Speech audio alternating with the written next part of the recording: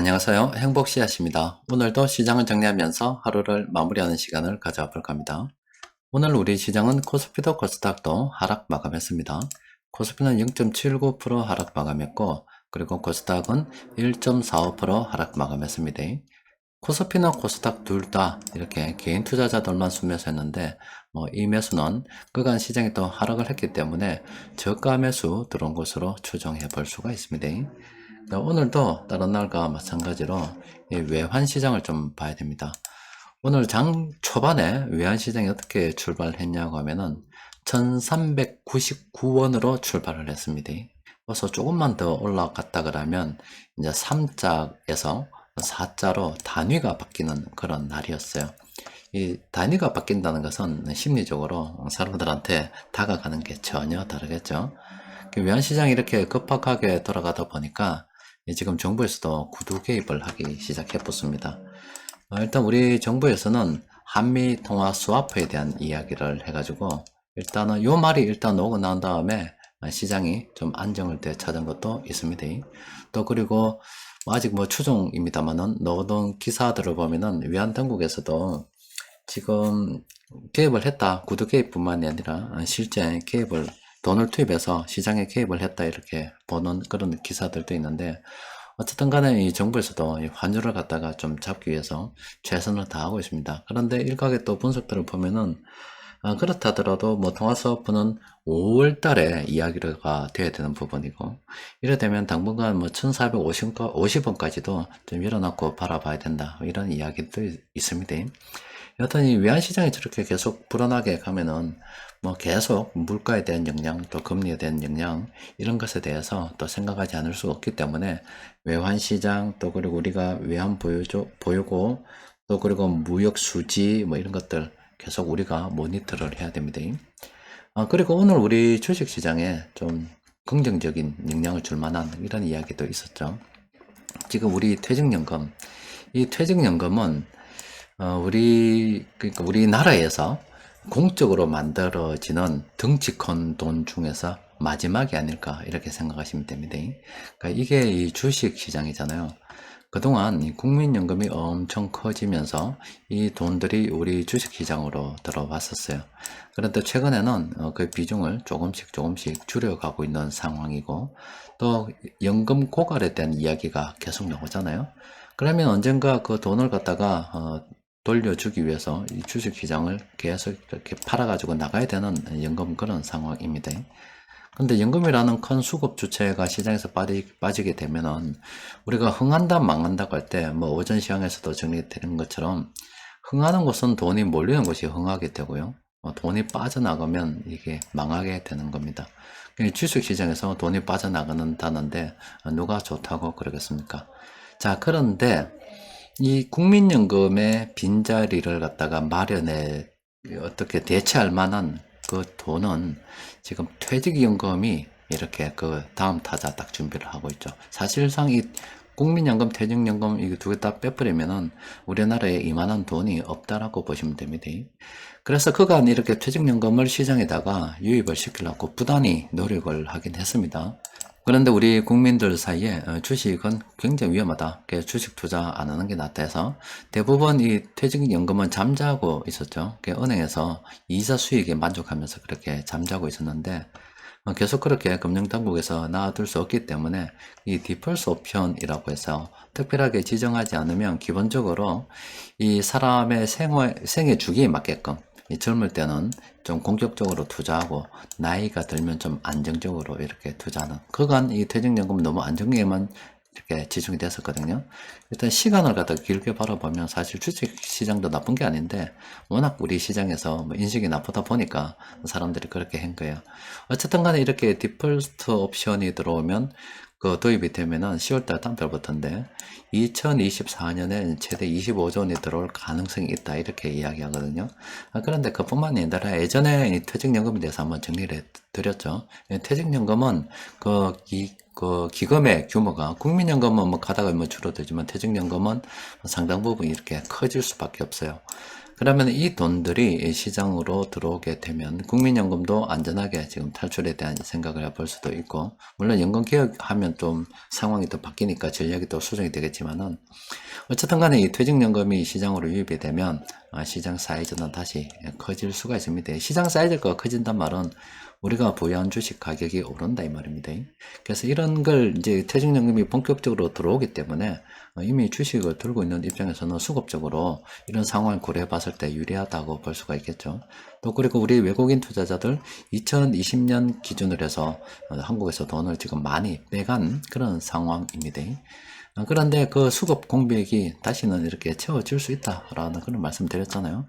그래서 어쨌든 간에 이 주식시장으로 이 퇴직연금이라는 이 거대한 돈뭉치가 들어올 준비를 하고 있고, 또 경제 상황에 따라서 또 우리나라가 뭐 경제 사다업의 체질이 바뀌면서 자동화돼 가면 기업이 이익이 늘어날 수도 있기 때문에 그럼 이익이 나는 곳으로 당연히 또 돈이 들어올 수밖에 없겠죠. 그 외국인들이 돈이 들어온다 보면은 지금은 뭐 시장이 어렵고 뭐 여러 가지 문제가 많지만은 장기적 관점으로 봐서는 이 주식 투자 안 할 이유가 전혀 없습니다.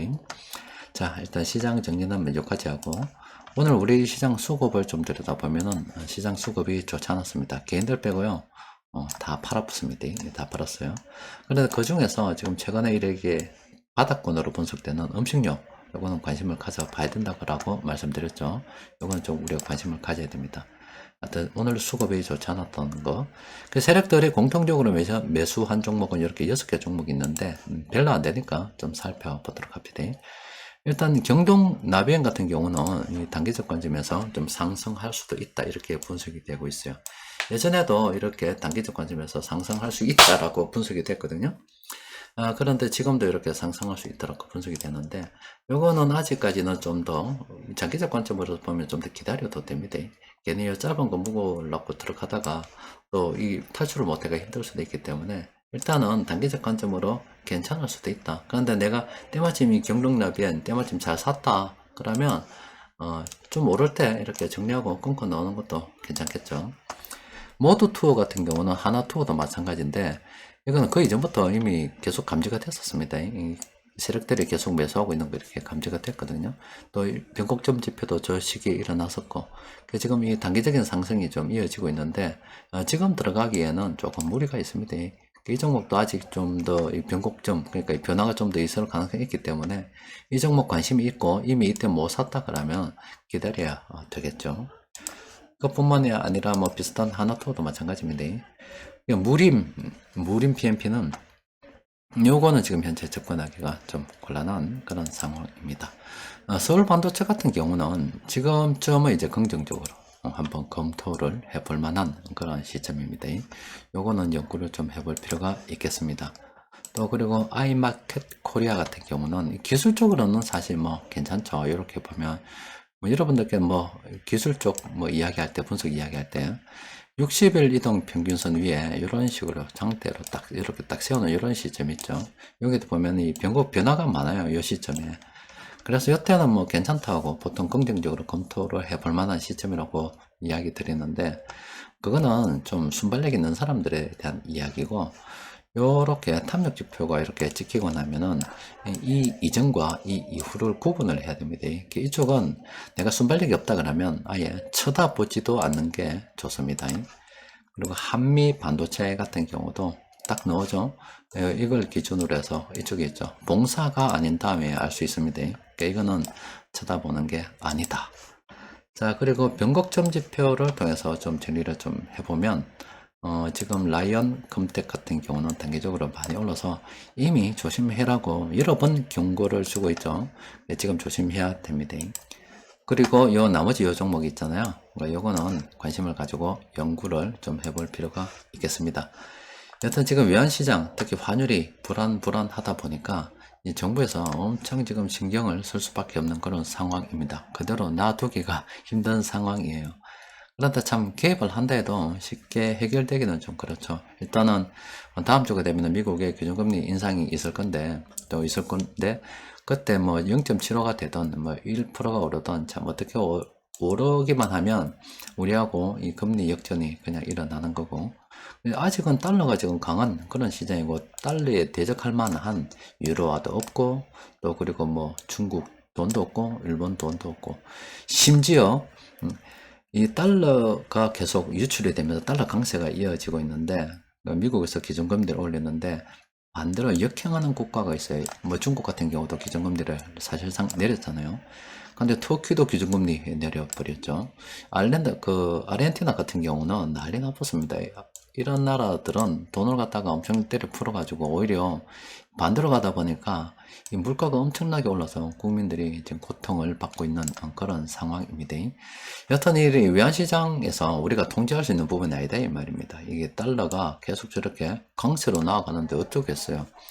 그렇게 되다 보니까 정부에서도 우리도 또 금리 인상으로 대응하기도 참 어려운 그런 상황이고, 그래서 막 통화 사업까지 이야기가 이렇게 나오고 있는 겁니다.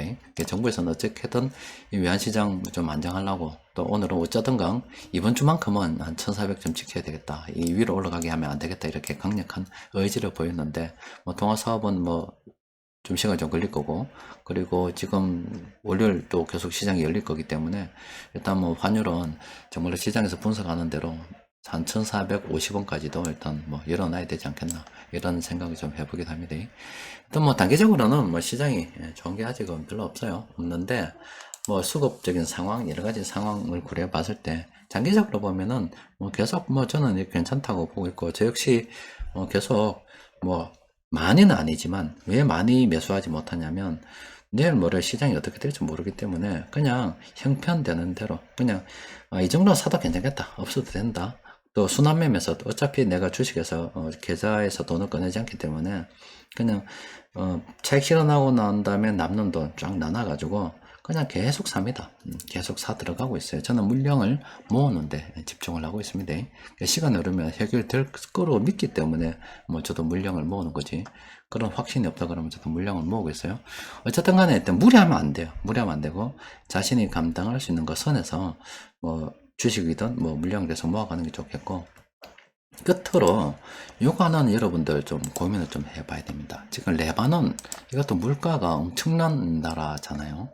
레바논에서 자꾸 강도 이런 이야기가 나와요. 지난번에도 총 들고 들어가가지고 돈 내놔라 뭐 그런 적이 있잖아요. 이번에도 또 그런 일이 또 있었습니다. 총 들고 들어가서 돈 내놔라 라고 이야기를 했는데, 지금 정부에서 하루에 국민들한테 한 200달러 정도 이렇게 인출할 수 있도록 해줬는가 봐요.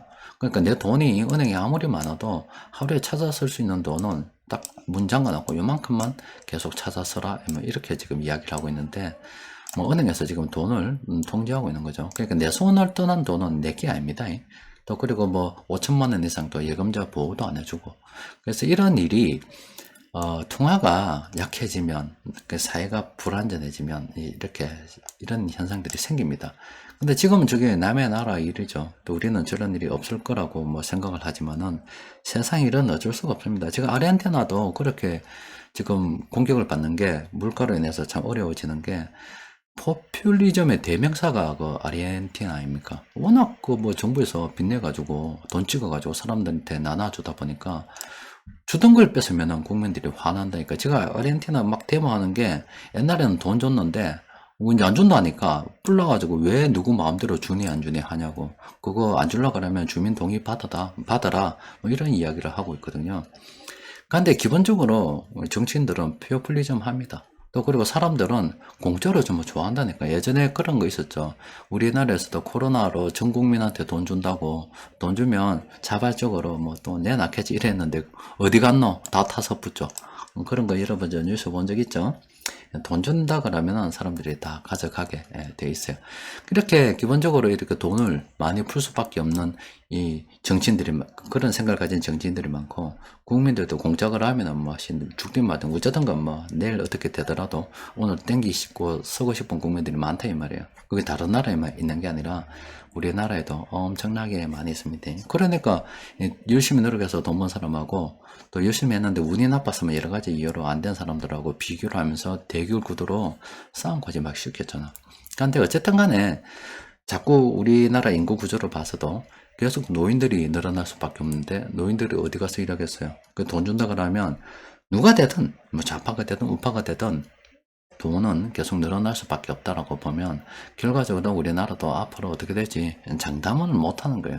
그래서 이 레바논 이런 일을 보면서 돈을 갖다가 은행에다 믿고 은행은 안전하겠지라고 믿고 다 맡겨두는 것은 정말로 어리석은 짓입니다. 집에 금이라든지 은이라든지 이런 거 좀 가지고 있을 필요가 있고요. 또 일정 부분 현금도 좀 나이가 들면서 조금 가지고 있을 필요가 있습니다.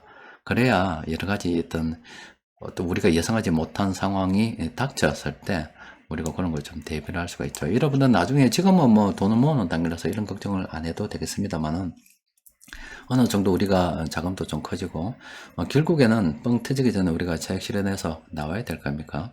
그때 되면 돈을 이제 들고 있는 상태가 되는데 그때 좀 나눠 가지고 일정 부분의 현금을 좀 집에 좀 들고 있는 쪽도 미리미리 그럴 수도 있겠구나 이런 기사들을 보면서 생각을 하는 겁니다. 저게 지금은 남의 나라 일이지만 시간 지나고 나면 우리나라 일이 될 수가 있습니다. 자, 오늘은 여기까지 정리하도록 하겠습니다. 이번 주도 고생하셨습니다. 이상입니다.